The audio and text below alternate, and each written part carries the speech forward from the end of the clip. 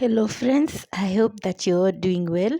In this video, I'll discuss on whether do you choose a state to go as the DV lottery winner, or does the US government choose for you the state that you're supposed to go as a winner? Please, if you find this information useful, consider subscribing and also give this video a thumbs up. It motivates me to keep on producing content like this that is going to help many more. The DV 2024 applications having closed on the 8th of November this year, 2022.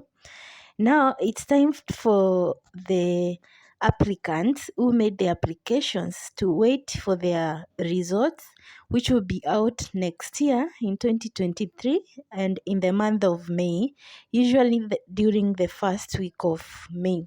So in the meantime, I would like to pose a challenge to you if you were one of the people that applied for the DV 2024 lottery to get to know the various states in the US and try to do your research and get to know what's the cost of living in these states, and maybe what are some of the professionals or careers that you can take that are in high demand in the various states that we have in the US. This way, you will have something to guide you even as you get to the next step, whereby you start looking for the host who will host you in the state that maybe or is of your choice. But even as you do that, the question that arises is, does the US government choose for you or force you to stay in a specific state? Or can you, or are you the one who chooses the state that you're going to? And are you allowed to move from one state to the other?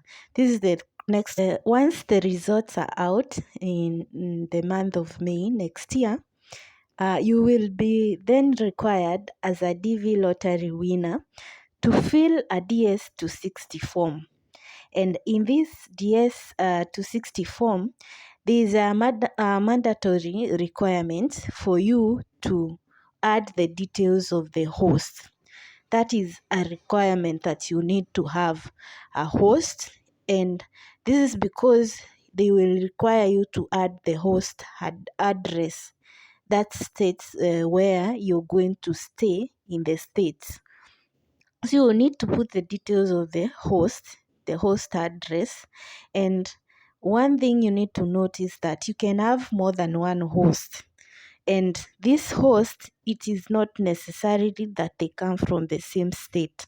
You can have one host in New York and another host in Texas. So, does the government restrict you on where to live? The answer is no. You are the one who is going to look for your host or the person that is going to host you in the state, and therefore you have the chance to choose where or your host come from, and from which state they come from. You can even have more than one. Remember, the reason as to why they require to have your host address is because once you get to the US, as at the entry, you only have a stamp on your passport, visa stamp on your passport. You do not have the green card itself, and the address that you give, the host address, that is where your green card is to be sent. So that's why they require to know where you will be, so that that's where they are going to send your green card. There are no regulations on which state as an immigrant you're supposed to go to. But there is one law that you need to be careful with that states that any green card holder, when you move from one address to the other, that you change your address from one to the other, you need to, within 10 business days, you need to notify the immigration that you have changed your address. And it is very easy to do that. There is phone calls, you can use phone call, and there is also the online way where you can notify them that you've moved from this address to the other. Are there consequences if you do not notify them of your change of address? Yes. Remember, this is a law, a regulation. And if you fail to follow a law, there is some consequences. You might end up being jailed or maybe even deported. So it is good to note that once you change your address, that is when you are already a green card holder, you need to notify the immigration within 10 days that you've moved.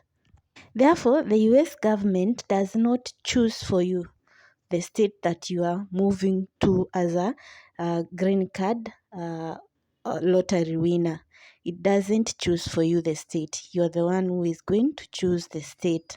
And also, as a tip, make sure between now and when the results are out, you do your research, get to know the states, the cost of living, and what you can do in those states. For example, the IT professionals, they can think of moving to California, but California, the cost of living is a bit high. So those are some of the things that you consider as you choose the state in which you'd like to move to in the US. Friends, that's all I had for this video. I hope you find this information useful. Please consider subscribing, and I hope to see you in the next one. Bye.